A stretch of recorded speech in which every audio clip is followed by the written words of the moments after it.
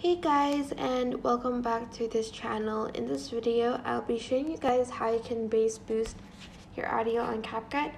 Select the video first and then select extract audio, and I'm just going to make this a little bit wider like so. Then you're going to the part where the sort of bass drops. Select split, set the volume up to 1000.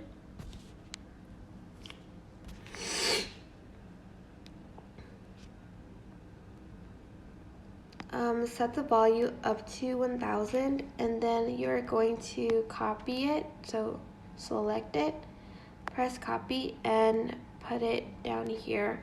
And you're going to do this around 3 times, but you can honestly do it like as much as you want or as little as you want to. These adjustments are totally up to you. So I'm just going to put it down here. And hopefully after this your audio would have been bass boosted, but I can't play the audio. But try it out yourself and let me know if it works. I hope this tutorial was helpful for you guys. Don't forget to like, comment, share, and also subscribe to this channel if you haven't done that.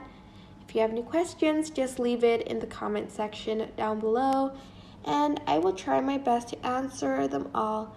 Thank you so much for watching. Bye.